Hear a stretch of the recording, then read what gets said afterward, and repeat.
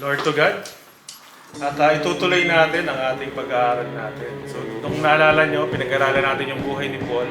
So, ngayon ay babalik tayo sa simula ng Book of Acts. Kasi sa buhay ni Paul, nakita natin kung paano siya nag-evangelism.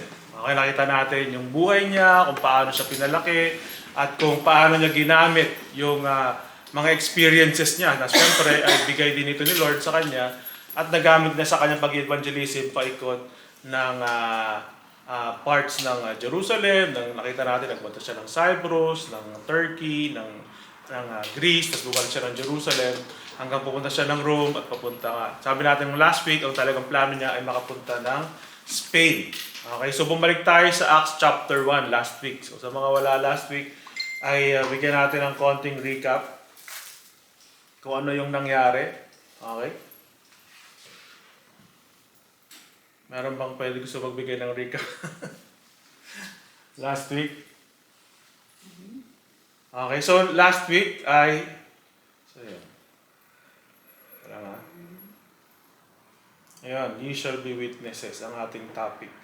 At ang binasa natin ay ang Acts chapter 1, verses 1 to 11, kung saan si Jesus Christ ay umakyat sa langit. Sa harap ng mga disipulo, siya ay umakyat sa langit at syempre meron siya mga iniwan ng mga commandments at mga paalala para sa mga disciples, para sa mga susunod na mangyayari at sa mga gagawin nila patungkol pa rin sa the kingdom of God. Dahil yun talaga yung pinaka-core ng itinuturo ng ating Panginoong Jesus para sa atin, for us to be in the kingdom of God. Amen? So, isa doon sa mga sinabi niya ay yung bago natin basahin yung pinaka-verse natin ngayong araw na ito. Babasahin muna natin yung isa doon sa mga sinabi niya last week na mabasa natin sa Acts chapter 1 verse 4. Okay? Acts chapter 1 verse 4. And being assembled together with them, he commanded them not to depart from Jerusalem, but to wait for the promise of the Father, which he said, you have heard from me. Amen? So yun yung binasa natin last week, na yun yung isa sa mga mahalagang sinabi ng ating Panginoong Yesus bago siya umakyat sa langit. Na wag muna kayong aalis ng Jerusalem. Kasi darating yung pinromise niya. At ang promise ng ating Panginoong Yesus ay sa kanyang pag-alis ay darating ang banal na Espiritu. Amen? So napakahalaga para sa atin ang banal na Espiritu. Amen? Wala nag-amen. Hindi mahalaga sa inyo. Mahalaga po ba sa atin ang banal na Espiritu? Amen. Amen. Amen. Dahil sinabi nga natin last week, ang banal na Espiritu ang ating karugtong. Sabihin natin lifeline, or sabihin natin ito ang nagbibigay sa atin ng buhay at nagbibigay sa atin ng karapatan bilang maging anak ng Diyos. Amen. So tayo bilang sa ating pananampalataya sa ating Panginoong Yesus, tayo po meron po ba tayong pananampalataya sa ating Panginoong Yesus? Amen? So ito ang nagbibigay sa atin ng entrance para sa Kingdom of God. But we need the Holy Spirit for us na malaman natin personally that we are inside the Kingdom of God, that we are truly the sons of the King. Amen? So ito yung promise ng ating Panginoon. At dito nga mababasa natin sa ating pag-uusapan ngayon sa Acts chapter 2, dito na ipinakita o dito na nila naranasan kung ano ba talaga ang ibig sabihin ng ating Panginoong Yesus. Nung sinabi niya na darating ang banal na Espiritu. Basahin po natin sa Acts chapter 2 verses 1 to 12. Okay? So hinati-hati natin una-una sa verses 1 to 4, coming of the Holy Spirit. When the day of Pentecost had fully come, they were all with one accord, in one place. And suddenly there came a sound from heaven as of a rushing mighty wind, and it filled the whole house where they were sitting. Then there appeared to them divided tongues as of fire, and one sat upon each of them. And they were all filled with the Holy Spirit, and began to speak without other tongues, as the Spirit gave them utterance. Acts 5 to 12, the crowd's response. And there were dwelling in Jerusalem Jews, devout men from every nation under heaven. And when this sound occurred, the multitude came together and were confused, because everyone heard them speak in his own language. Then they were all amazed and marveled, saying to one another, "Look, are not all these who speak Galileans? And how is it that we hear each in our own language in which we were born? Parthians and Medes and Elamites, those dwelling in Mesopotamia, Judea and Cappadocia, Pontus and Asia, Phrygia and Pamphylia, Egypt and the parts of Libya adjoining Cyrene. Visitors from Rome, both Jews and proselytes, Cretans and Arabs, we hear them speaking in our own tongues the wonderful works of God." So they were all amazed and perplexed, saying to one another, "Whatever could this mean?" Amen? Lord to God. So dito makikita natin yung manifestation of the Holy Spirit. Okay?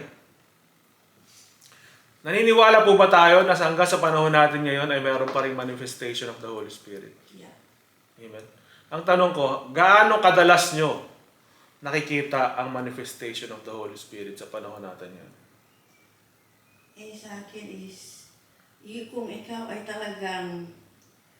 Sa personal po siya sabi sa personal.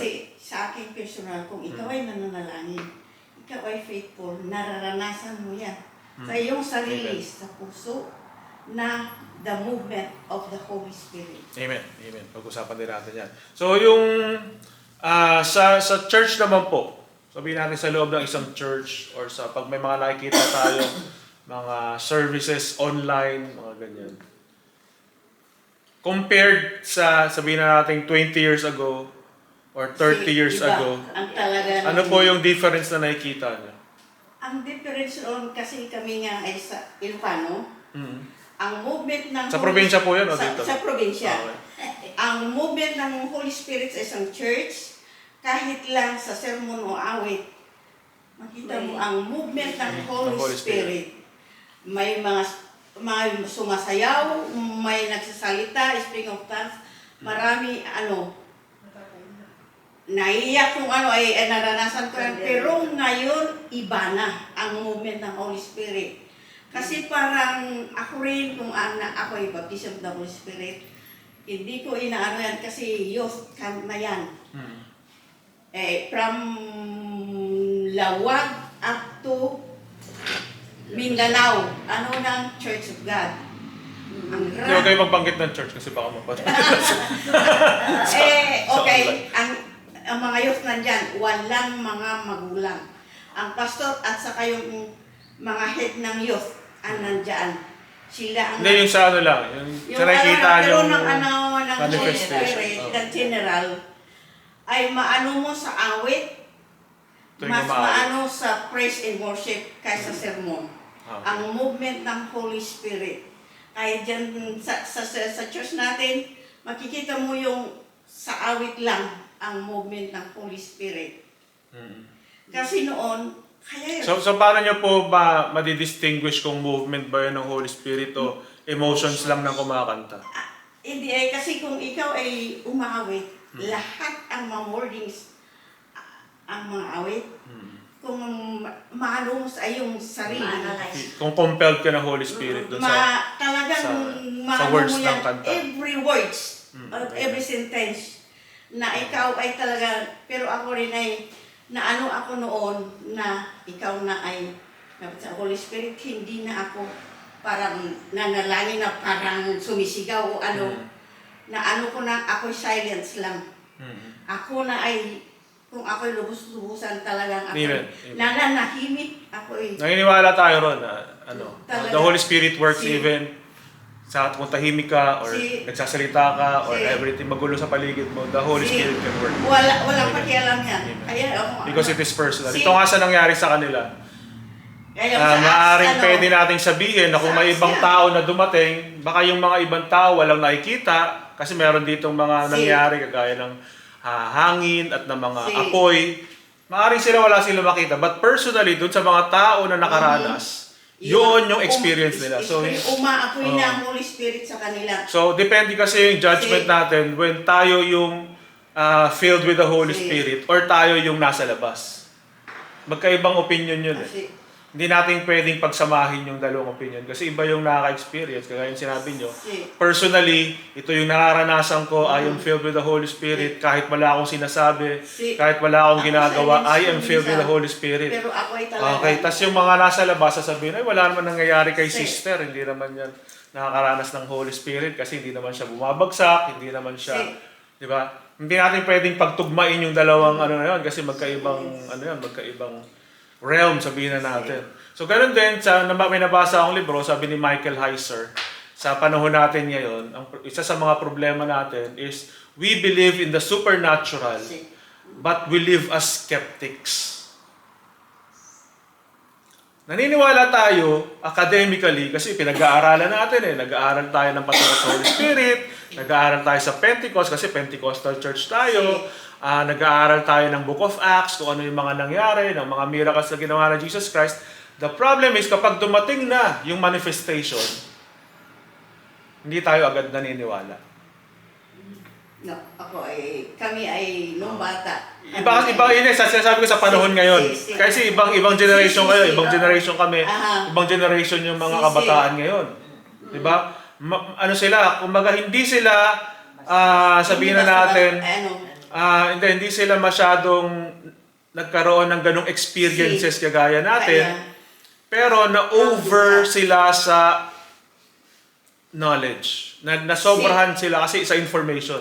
Kasi lahat ng information about anything that we can ask, di ba, na pwede nating tanungin, nasa cellphone na eh.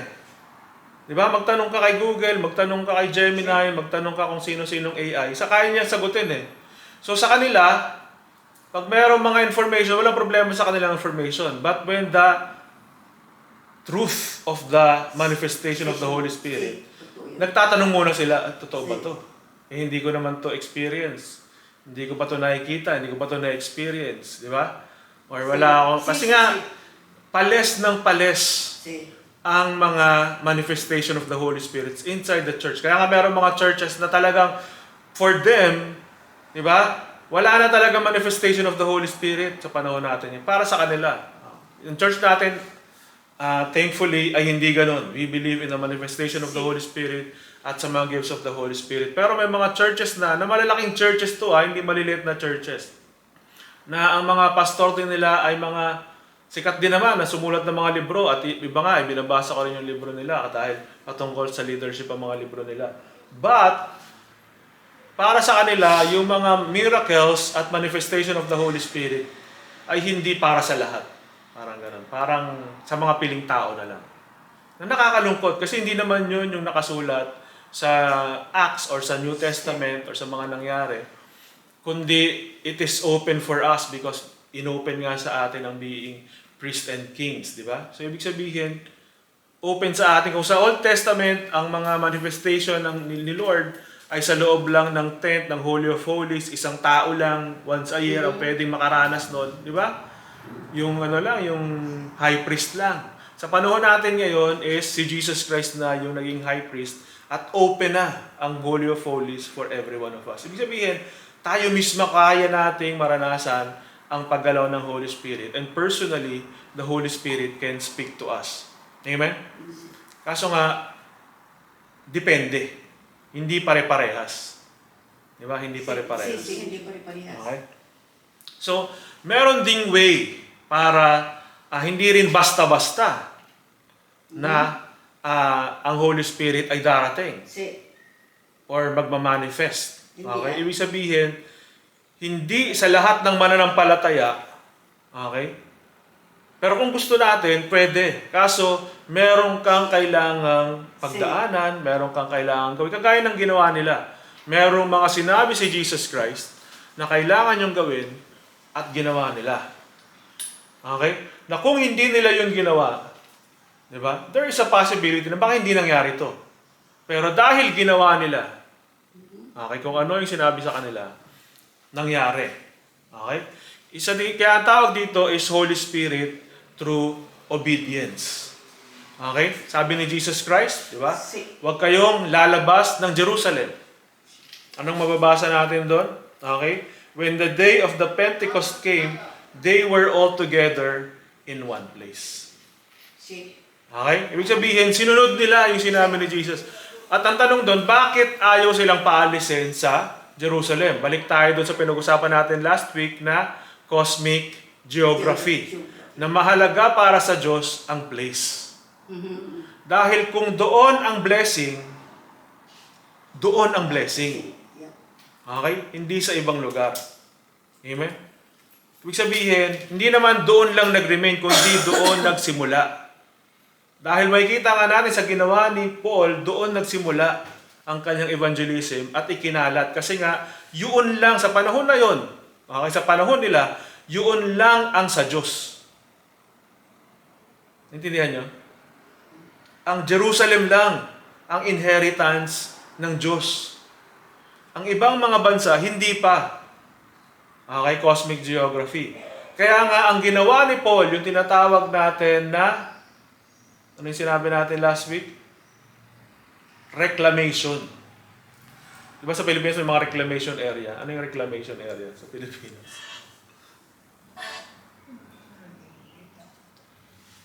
Reclamation area, yung mga tinayuan ng mga bahay, tinayuan ng mga squatter, tapos kinuha ulit ng gobyerno. Ni-reclaim.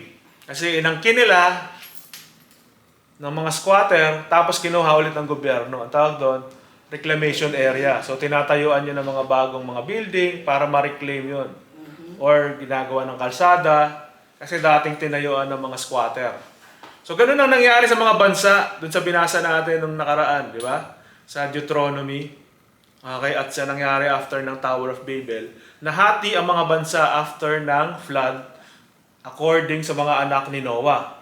Okay, so nahati sa 70 nations at lahat ng 70 nations na yun, binigyan ng tig-isa-isang Elohim. Okay? Okay, so ang Elohim kasi sa atin, para sa atin, Elohim is singular, ang Diyos lang. Pero kung babasahin natin, may singular na Elohim, may plural na Elohim. Okay, mabasa natin yun sa Psalms, chapter 82, kung ano nagkakamali. So, ibig sabihin, bawat bansa, meron silang, in short, sa ibang words, o words natin, sa panahon natin ngayon, angel. Tigi-isang angel. Okay, bawat bansa. Doon sa 70 nations na yun. Yun ang tinatawag na Table of Nations. Okay, kasi sinabi ron sa binasa natin last week, according to the sons of, sabi ron, Israel, sa ibang Hebrew. Sa ibang Hebrew naman, ang sabi ron ay Bnei Elohim. Okay, ang Bnei Elohim, yun nga ay yung mga, sa ibang translation, mga angels nga, sa ibang translation, sons of God. Okay, or sons of the Most High. Kasi yung Elohim, pag sinabi natin singular, that is equivalent to Yahweh or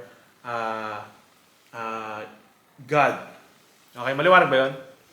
So, bawat bansa merong nilagay na ruler, but habang ang panahon ay umaandar, yung mga nilagay na bantay sana ay naging Diyos-Diyosan. Kaya nga sa Old Testament, okay, at sa mga New Testament Jews, maliwanag sa kanila, kaya may kanya-kanyang Diyos-Diyosan ang bawat bansa, ay dahil yun yung mga Bnei Elohim or yung mga Ben Israel. Okay? Nung tinranslate yung Deuteronomy, okay, yung sons of God ay naging sons of Israel. Okay? Kasi nga, transliteration ang tawag doon. Yung Israel, ginawa nilang Israel because mas madaling i-translate yun. Pero kung ita-translate talaga natin or pag-iisipan mong mabuti yung translation, hindi pwedeng Israel. Kasi nung time na yon, nung sinulat na yon, o nung nangyari yung pagkakataon na yon, wala pang Israel. Kaya nga yung iba iniisip, baka yung nilagay ng mga leader, yung mga leader ng tribes of Israel. Hindi rin pwede. Bakit? Kasi 12 lang yung tribes. 70 yung nations. Hindi eksakto. Naigas yung point. Ibig sabihin, yung mga nilagay na mga leaders doon, okay? Sila rin, eventually, yung mga naging Diyos-Diyosan ng bawat bansa. Then, nung dumating si Abraham, okay, pinramis kay Abraham ang Israel. Sabi ng ni Lord, okay, this nation will be my inheritance.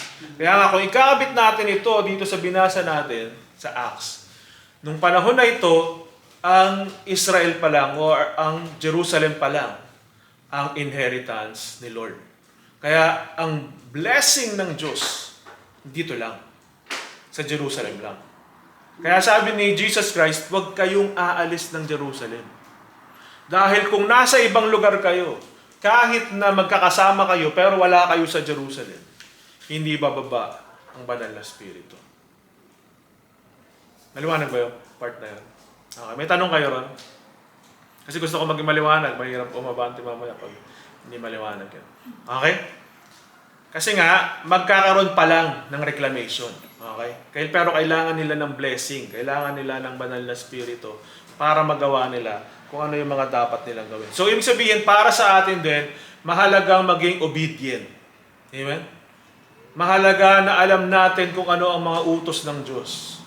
Dahil kung tayo rin ay hindi sumusunod sa kautusan ng Diyos, bakit ka mag-e-expect na papasa iyo ang banal na Espiritu? Banal na Espiritu nga siya.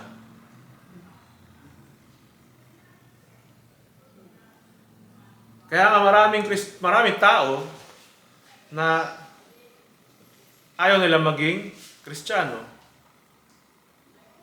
Kasi maraming bawal. Hindi naman ito patungkol sa bawal. Ito ay patungkol sa magiging blessing sa iyo according to your obedience. Di ba?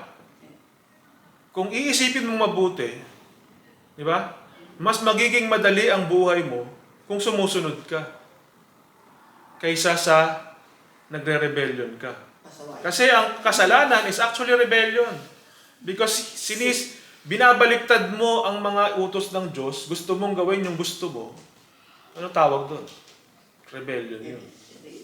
Diba? At ang rebellion, laging may consequence. Diba? Anong mas gusto mo? Blessing or consequence? Ano ang mas madaling buhay? Yung sumusunod sa Diyos o yung sumasalungat sa Diyos? Diba? Yung sumusunod. Kaya nga, the actual requirement talaga for the Holy Spirit is for us to obey. Kagaya ng nangyari sa Book of Acts, chapter 2. Yun yung unang-una. Then, Holy Spirit through unity. Yun nga, nakita natin, they were all together in one place. Okay? Nag-unite sila. Okay? Isa lang ang utos, lahat sila sumunod. May unity. At nakita rin natin, when there is unity, okay, nangyayari ang plano. Kahit sa panahon natin ngayon, di ba? Sa mga magkakaibigan, may mga plano sila, mag-outing tayo, pero wala silang unity. Diba? So, hindi nasusunod yung outing, di ba? Yung mga ibang kaibigan nila, nakalibing na, hindi pa rin sila nakakapag-outing, di ba? Kasi wala silang unity, di ba? Pag may unity, natutuloy. Di ba? Kaya natuloy ang Pentecost kasi may unity sila. They were all together in one place. Di ba? Sabi ni Jesus Christ, walang aalis dito. Jerusalem lang tayo lahat. Magkakasama tayo hanggang dumating yung kanyang promise. Di ba? Hindi natin alam kung ilang araw yun. Alam lang natin yung 40 days ni Jesus Christ na nag-stay. Pero hindi natin alam kung the day na umakyat sa langit si Jesus Christ hanggang sa day of the Pentecost. Di ba? Though meron tayo sa calendar na Pentecost na sineselebrate, di ba? Pero yung actual days, kung ilang araw talaga sila nagsama-sama sa upper room, hindi natin alam. Di ba? Pero makikita natin that hindi yun naging hadlang para sila ay mag-unite. Okay? And one is, there was one kingdom. Amen? Holy Spirit in one kingdom. Ang Holy Spirit, hindi pwedeng paiba-iba ng kingdom. Okay? Kung ang pinag-uusapan natin ay isang kingdom lang. So, ibig sabihin, hindi ito about religion. Hindi ito about actual place. Okay? Though sa kanila is actual place, physical, para sa panahon natin, hindi na to tungkol sa actual place. Okay? Kundi a kingdom, a spiritual kingdom. Ibig sabihin, kung gusto natin ang Holy Spirit ay mag-manifest sa atin, dapat tayo ay nasa iisang kingdom. Walang kanya-kanyang kingdom. Kaya ang isang pastor, o isang leader, o isang pare, o sino man, na spiritual leader, na nagtatayo ng sarili niyang kingdom, kahit kailanman, peke ang Holy Spirit, ang Spirito nun. Hindi Holy Spirit yun. Okay? Though marami siyang pwedeng ipakitang, sabihin na natin, kababalaghan, or miracles.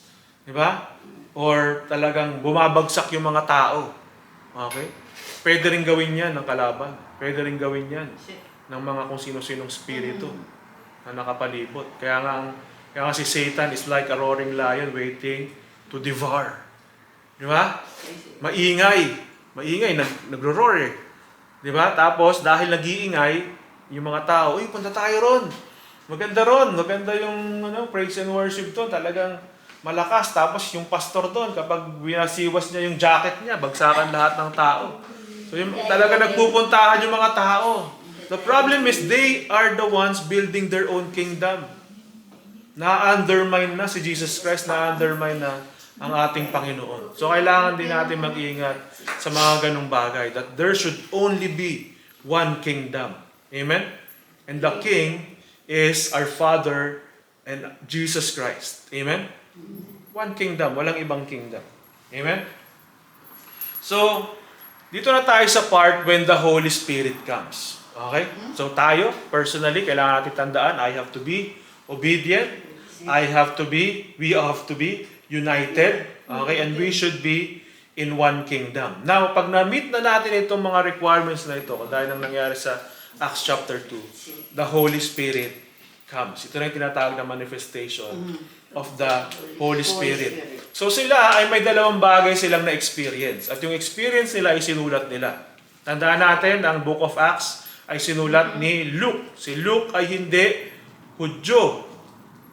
Siya ay physician, siya ay doktor. At hindi siya Hudyo, Gentil siya. So, para sa kanya, para maintindihan niya yung mindset ng mga Hudyo, kailangan niyang interviewin yung mga Hudyo. Okay? So, one misconception ng mga nagbabasa ng mga Bible or nag-interpret ng Bible is kapag hindi ganun ang background mo, hindi mo naiintindihan. For example, mga Greeks, meron silang sariling kultura. So sinasabi ng iba, ay Greek to. So hindi niya naiintindihan yung kultura ng mga Hudyo. Or sabihin natin, ay Hudyo to. Hindi niya naiintindihan yung kultura ng mga Romans. Okay? Pero kung titingnan natin yung panahon nila, intertwined na yung mga yung mga kultura. Kaya kung makikita natin sa masusunod yung binasa natin kanina, sa second part, yung mga ibang Hudyo, galing sa iba't ibang bansa. Ibig sabihin, kahit Hudyo sila, nakuha na nila yung kultura dun sa bansang yun. Nakuha na nila yung language dun sa bansang yun. Di ba? Parang tayo, Pilipino tayo, so may sarili tayong kulturang Pilipino. Pagdating mo ng Italia, syempre 30 years ka na sa Italia, imposibleng hindi mo makuha yung kultura ng Italia, di ba? Pag-uwi mo ng Pilipinas, magluluto ka ng pasta.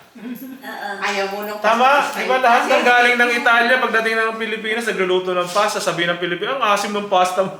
Ayaw mo nung ng pasta nila. Bakit ang asim? So, tapos gagawa ka ng carbonara, sabihin nila, bakit yung carbonara mo hindi puti?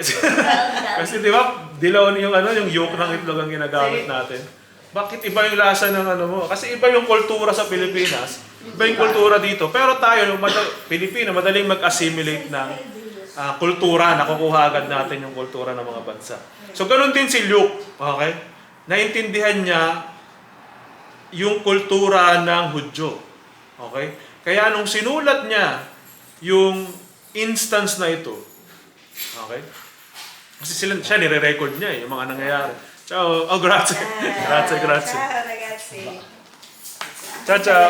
Dito iiwan na. C'è qualcuno che può tradurre. Nung dumating yung Holy Spirit, okay? Nung dumating yung Holy Spirit, Axel traduce a Andrea. Va bene. Bene, Tanto Resci. capisci Tagalog. Ecco, dai, traduci amore, perché io... Nung dumating yung Holy Spirit, merong experience yung mga nandun at mga Hudyo yun eh, kasi nasa Jerusalem sila. Okay, mga Hudyo yun. So, ang kanilang experience ay base sa kanilang theology. Okay. Pwede rin. Pwede rin. Okay? Na maaring hindi actual yung nakita nila talaga, yun ang experience nila. Okay? At yun yung kinwento nila. Kasi may dalawang bagay silang naranasan. Yung una ay yung the rushing mighty wind, na merong malakas na hangin. Okay? At yung pangalawa ay may dila ng mga apoy, yung okay. tongues of fire na bumaba sa kanila isa-isa. Okay? Na yung tongues of fire is visual. Kasi hindi mo pwedeng sabihin yun ang hindi mo nakikita eh. Ibig sabihin, may nakita talaga silang actual na apoy, dila ng apoy na bumaba sa bawat isa. Parang yung time na si Jesus Christ ay binaptize, merong bumabang, ano yun, bumaba? Kalapate. Sigaw. Di ba? Sigaw. So, ano yun? Hindi yun parang sabihin, ay, ano lang yan, hologram lang. Sabi natin yan, hologram lang. Hologram, hindi totoo yan. Sabi, AI yan, AI. Hindi pwedeng ganun kasi nga nakita ng mga mata nila eh, kaya nang sinulat nila yon, experience talaga nila, nakita talaga nila. Whereas kapag sinabi mong hangin, Ramdam mo lang. di ba? Sino nakakita ng hangin? Ramdam mo lang, movement sa dahon. Di ba? For example, yung nangyari kay Paul, na meron sila nakitang liwanag, tapos si Paul may narinig na nagsalita. Anong sabi ron? Lahat sila nakakita ng liwanag, kasi visual yung liwanag eh. Pero si Paul lang yung nakarinig. Naintindihan niya na sinasabi ko. Ibig sabihin, yung visual is ma-experience ng lahat, pero yung hangin, Personal mo nga. okay, so saan ang galing yung theology nila pagdating sa wind? Okay, sa wind muna tayo. Wind is, maliwanag sa mga Hudyo, yung word na ruach. Okay, sinabi rin natin last week. Nang ruach, ang ibig sabihin niya tatlong bagay. Wind, breath, or spirit. Pag sinabi mong ruach in the Hebrew, ang ibig sabihin nun ay maaring hangin, hininga, or the spirit mismo. Okay? Mabasa natin sa Genesis chapter 1 verse 2.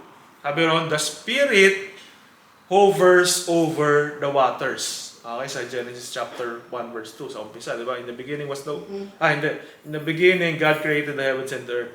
And the Spirit, yung Spirit doon na word is ruach. Okay? The ruach hovers over the waters. Mabasa rin natin yung sa Genesis chapter 2, verses 7, na yun nga yung kwento kung saan ang tao, di ba, ay ginawa ng Diyos, okay, si Adan ay ginawa ng Diyos, okay, pinorm siya out of clay, at siya ay hiningahan sa nostrils. Okay? So, though ibang word yung mababasa natin, pero yung mismong root word is yung pa rin. Okay? Na mababasa rin natin sa Job chapter 33, verse 4. Basahin natin Job 33, 4. Okay. Para makita natin na hindi lang sa Genesis, kundi mismong sa Book of Job, ay yun din ang sinabi. 33, 4. Ano yun?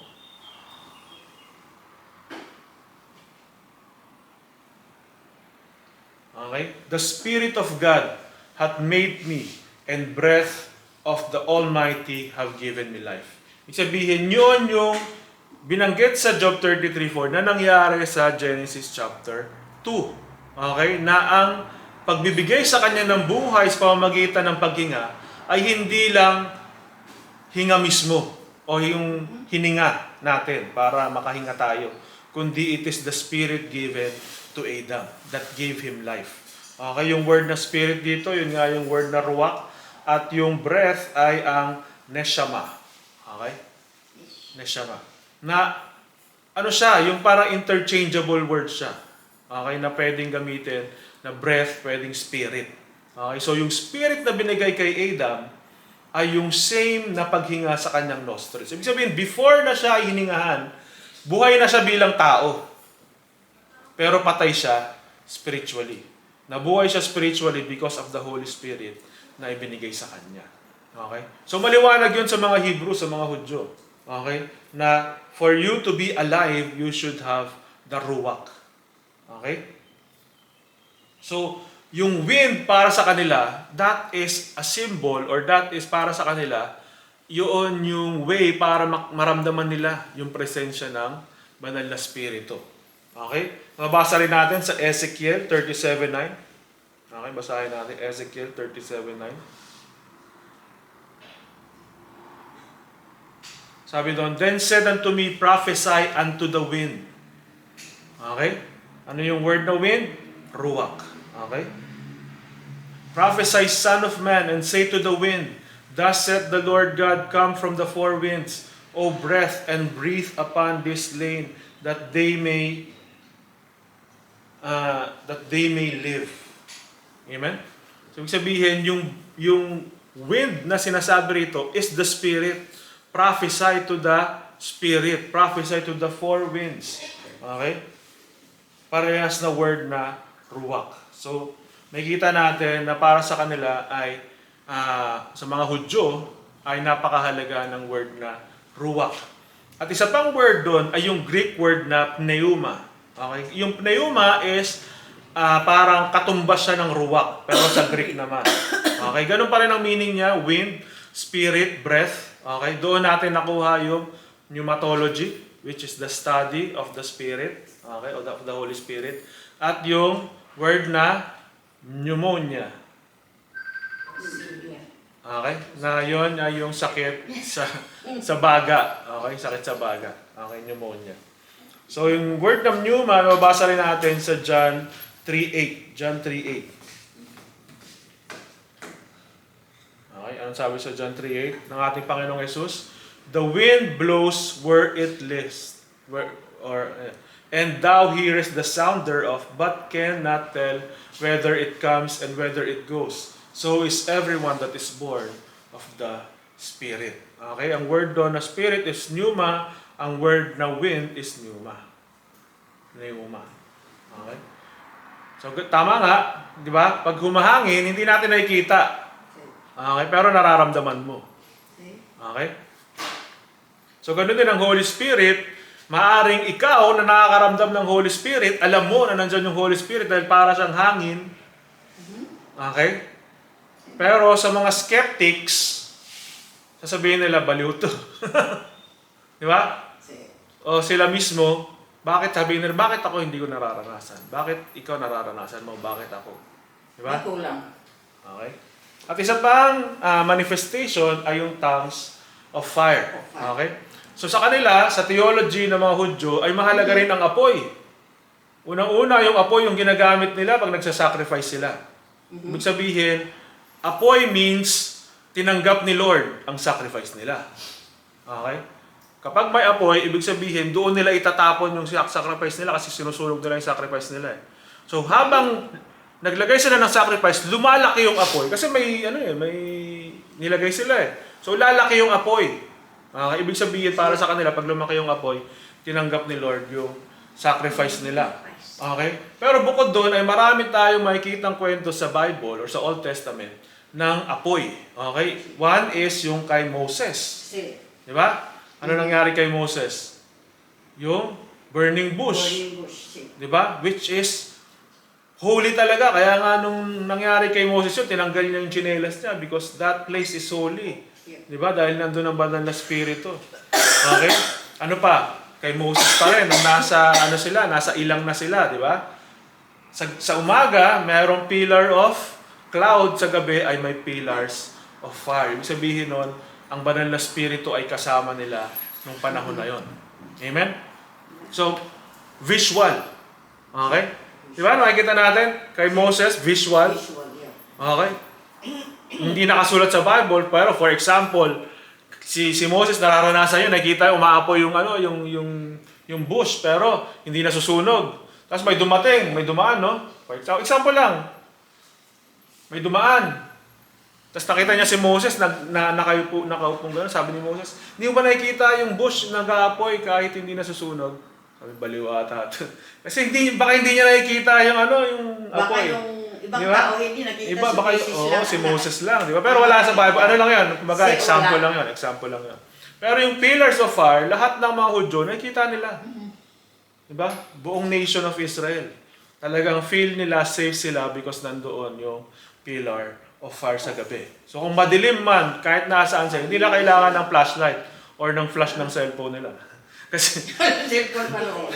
kasi meron silang pillar of fire, hindi nila kailangan ng ilaw. Okay? Ano pa? Sa Malakay 3:2 binanggit yung refiner's fire. Amen? That the fire, yun yung nagre-refine sa gold. Si, Okay? For gold to be gold, at pure gold, kailangan dumaan sa apoy. Okay? Kaya tawag nila sa fire is refiner's fire sa Malakay 3:2. Okay? Sa Matthew 3:11 naman, binanggit yung baptism with fire. si, Okay. Ibig sabihin ay talagang kailangan mong dumaan sa si. paghihirap. Okay. Meron dito hindi nabanggit, naalala ko lang ngayon, di ba? Si Shadrach, Meshach at Abednego na nasa loob sila ng apoy, ng forno, di ba? Si. Hindi sila nasusunog. Tapos may pang-apat na kasama nila ron na nagpe-praise and worship din sa gitna ng apoy. Amen? So, in short, mahalaga para sa kanila ang fire. Okay? Katulad ng wind, pag binanggit ang wind at binanggit ang fire, para sa mga Hudyo, it is spiritual. Okay? The problem with them is they are a physical nation. Okay? They are the nation of God, but physical nation of God. Okay? So, ang manifestation of the Holy Spirit para sa mga Hudyo, para sa mga piling tao lang, para sa mga prophet, di ba? Sa kanila lang. Pero pag ikaw ay normal na Hudyo, mas mahalaga sa iyo yung obedience doon sa mga sa law nila, sa Mosaic law. Basta masunod mo yung mga Mosaic law, you are saved. The problem is, their salvation is physical. Amen? Ang spiritual salvation nila is after pa. Dito pa lang magsisimula. Okay? So, yun na nga. They are filled in the Holy Spirit. Amen? Dumating sa kanila ang baptism of the Holy Spirit. So, when we talk about the baptism of the Holy Spirit, the initial manifestation or yung usual, sabihin na natin usual manifestation of the Holy Spirit is speaking in tongues. So maraming gifts of the Holy Spirit. Okay? Lahat tayo, pwede tayong magkaroon ng gift of the Holy Spirit kung nanaisin natin. Pero kahit sa panahon namin, yun ang tinuro sa amin, that the initial manifestation of the baptism of the Holy Spirit is speaking in tongues. Ang tanong ng marami ngayon, bakit mas konting tao ang nag-speaking in tongues? Sa panahon natin ngayon. What? Okay? Sa kanila, 100%.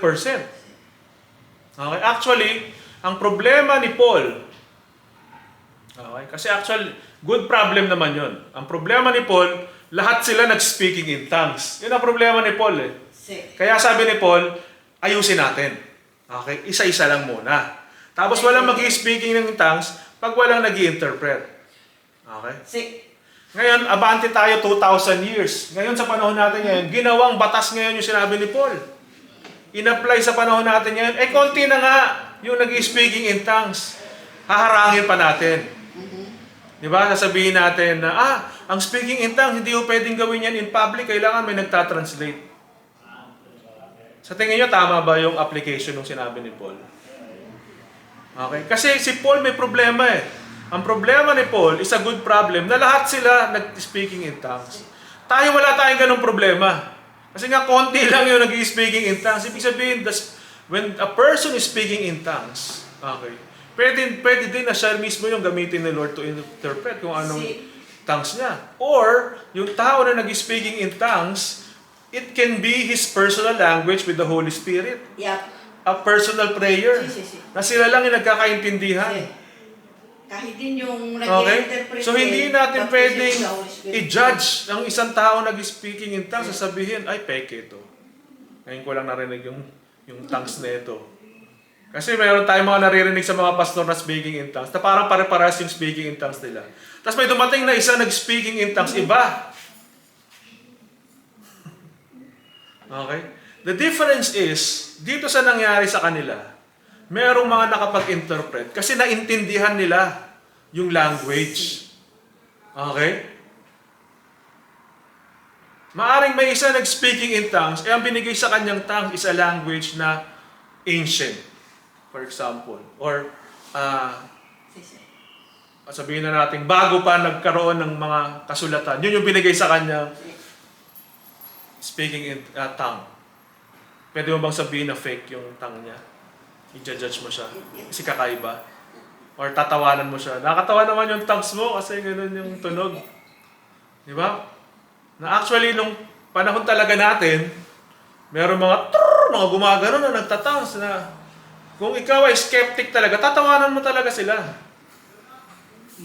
Pero, nagulat ako, kasi nung may nakasabay kami ng praise and worship ng mga Africans, ganun sila mag-praise and worship. Gumaganon sila. Sa praise and worship nila. Pero may nag-interpret. Ha? Hindi, yun ang language, yun talaga yung way of speaking nila eh. Yun talaga yung language. So sabi ko, kahawig. Nasa isang, Di ba? by unity, isang Pero place. nung skeptic pa ako, baka tinatawanan ko yung gumagawa nun. Yung pala, actual language pala yun sa Africa. Naiintindihan siya sabi ko? Okay? Because that is the manifestation of the Holy Spirit. You cannot judge that. Okay? At sa panahon natin ngayon, mas nauuna pa yung judgment. Mas nauuna pa yung pagiging, ang tawag dito, yung hindi naniniwala. Kasi hindi nila, Or ginagawang katatawanan, yung ginagawa ng banal na spirit. Hindi nila Okay? Dalawa ang reason yan. It's either kulang sila sa kaalaman o sobra sila sa kaalaman. Na masyado nilang inuuna yung sinabi ni Paul na ganito dapat. Bago ka mag-speaking in tongues, di ba? Dapat maghanap muna tayong interpreter. Sa kanila, may interpreter eh. Kasi meron talaga mga tao na nakakaalam eh. Binanggit dun eh. Okay? Though ang interpretation of the speaking in tongues can be a spiritual gift, pwede rin yun. Nataga-interpreter ka, pwede rin yun. Pero sa panahon nila, hindi ganon. Meron talagang actual na nakaintindi dun sa sinabi nila. Okay? So, ang nangyari sa kanilang tongues is witnessing. Kasi nga sinabi ron is, through the tongues na sinasabi nila, kinikwento nila yung nangyari kay Jesus Christ. Okay, so ang nangyari ay naging witness sila. Kaya sabi natin nung nakaraang linggo, di ba? We are witnesses. Amen? But we need the Holy Spirit to witness for us to be effective. We need the Holy Spirit. Hindi actually yung speaking in tongues ang kailangan natin. Okay? Kung mag-speaking in tongues ka, okay. Okay? But you need the Holy Spirit. Okay, you need the Holy Spirit. Okay? Kaya ang tanong ng multitude, anong ibig sabihin nito? What does this mean? Di ba? Sabi ron, na-amaze sila, na-perplex sila. People from every nation under heaven gathered and could not explain what they witnessed. Okay? Ano nito? Binanggit ulit dito yung mga table of nations. Di ba? Nakikita natin, binanggit ulit dito. Kasi sila yung kailangang abutin. Di ba? Balik tayo, sinabi ko kanina. Lahat ng bansa, okay, nawala under God. Okay, nawala. Kaya kailangang i-reclaim. Okay? The mission of the Holy Spirit is for us to be empowered and then for us to reclaim these nations. Okay? Hindi lang mga pastor, hindi lang evangelist. Lahat tayo. Amen? Lahat tayo. Kaya nga sabi rito, the word stood witness, okay, as God's power poured out upon Jerusalem. Di ba? Ibinuhos doon sa mga disciples and apostles. Okay? At nagulat yung mga tao. Okay? Sabi nga rito sa Acts 2:12, amazed and perplexed, they asked one another, What does this mean? Ano ibig sabihin nito? Okay? Kaya nga, makikita rin natin, balik tayo na naman ulit kay Paul, nung si Paul ay nagsisimula ng mag-ikot sa iba't ibang lugar, bawat lugar na mapuntahan niya, meron ng Kristiyano. Naalala niyo? Nakita niya si Lydia. Kristiyano na si Lydia. Tapos nang nakita na, meron si Paul, nagpa-plan siya ng church, sinuportahan siya ni Lydia. Di ba? Merong mga ibang nakausap kahit si Timothy, di ba? Meron siyang napuntaang lugar, tapos Kristiyano na yung nakausap niya. Ganon din kay Paul, bawat lugar na mapuntahan nila yung sinag, hindi na siya masyadong nahirapan. Kasi meron ng mga tao na nandun. Saan galing yon? Dito galing yon, nung panahon na to. Kasi sila yung nagpuntahan sa Jerusalem. Kasi ito yung mga time na nagbabalikan yung mga tao sa Jerusalem. Nagaling sa iba't ibang bansa. Okay. Pero yung mga iba kasi, pumupunta lang sa Jerusalem to trade. Okay? Or to sacrifice. Kasi nga, dito maayos na yung banking system. May banking system na ng panahon na ito. Na yung banking system nila is galing sa bansa nila, may kausap silang Hudyo. Na doon nila iiwan yung sacrifice nila. For example, yung sacrifice nila is 5 tupa. Ibibigay ngayon nila yung 5 tupa doon sa bangko. Ngayon, kasabay nilang magbabiyahe or mauna sa kanila, hindi ko alam kung paano talaga yung actual na nangyayari. Pero malalaman yun sa Jerusalem. Okay? Basta merong magta-travel na magbibigay ng message na itong tao na ito nagbigay ng 5 tupa dito sa bangko na to. Ngayon, pagdating sa Jerusalem, okay, titingnan yung record, sabi, nagbigay ka doon ng 5 tupa. Bigyan kita ngayon ng 4 na tupa. Business May bayad yon, hindi libre yon. Or may katumbas na pera yon. Kung gusto mo yung 5 tupa ulit, may babayaran ka. Business yon. Kaya nga si Jesus Christ, naalala nyo, yung nagwala sa tapat ng temple. Okay, hindi siya nagwala dahil merong mga bangkarela. Nagwala siya kasi dinadaya ng mga negosyante yung mga tao. Na imbis na maging tapat sila dahil tulungan nila, kasi ang goal ng church ay tulungan yung mga tao na nahihirapan, yun yung mga tao na nahihirapan, tinutubuan pa nila. At yung tubo is 5-6. Kasi kung 5 tupa, isa ang bayad, ang tawag doon, 5-6 yun. Diba? Hindi yun, Pero sa panahon natin, okay lang kasi 24% yung tax. Kaya wala tayong magawa. Diba? 23%. Pero sa panahon nila, masama yun kasi sobrang laking tubo nun. So in short, okay, yun ang meaning ng when we are empowered by the Holy Spirit. Because God wants to reclaim the nations. Amen? Kaya nga, dito sa lugar ng Bergamo, amen, though ako yung itinalagang pastor, hindi lang ako ang may, sabihin na nating, tawag dito, assignment. Okay? Kundi I am leading you in this assignment. Lahat tayo merong assignment. Amen? So meron akong isi-send sa inyo, okay, na tinatawag nating blessed card. Okay, blessed card.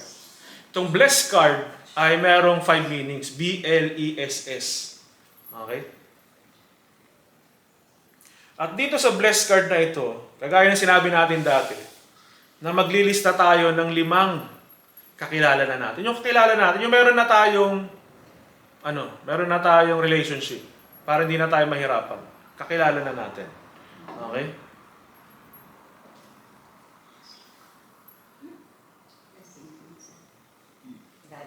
Pray. Okay, ano? Okay, pray for 5, okay? 5 persons. Ang ibig sabihin ng bless ay ito gagawin natin sa kanilang 5. Okay? Begin with prayer. Pag-pray natin sila. Number 2, listen to them. Okay? Lahat tayo may problema, lahat tayo mayroong may share, lahat tayo pwedeng makinig sa kanila. Okay? E is eat with them. Okay? Hindi lang ibig sabihin nun, kakain talaga tayo, kundi we will spend time with them. Kung pwede nyo silang ilibre, libre nyo sila. Kung pwede nyo silang libre ng kape, magkape kayo insieme. Di ba? Mahalaga ay magkaroon kayo ng relationship. Okay? S is serve them. Now, yun na, pwede na natin silang itulungan sa mga problema nila, di ba? Serve them. And last is, doon pa lang tayo mag-share ng evangelism or share Jesus with them or dalhin natin sila sa church for them to be evangelized. Amen? So yun yung blessed card. So i-send ko sa inyo ito mamaya para meron kayong kopya ng blessed card. Amen? So tandaan natin, 5 persons, every each one of us. So maganda rin na yung 5 persons natin, okay, ilista rin natin sa chat natin. Why? Para kami rin, pwede namin silang ipag-pray. Lahat tayo pag-pray natin sila. Okay, pag-pray natin sila lahat. Ibabanggitin natin sila lahat sa prayer natin. Kahit every Sunday, pag-pray natin sila. Hanggat hindi sila dumarating dito sa church natin, ipag-pray natin sila. Gusto niyo ba yun? Maganda yun, di ba? So, hindi na tayo mahihirapan mag-evangelism dahil sila na mismo yung pupunta rito. Kung gagawin natin yung bless. Okay? Pray with them. Okay? Listen to them. Eat with them. Serve them. And then share Jesus with them. Kayo po tayo lahat.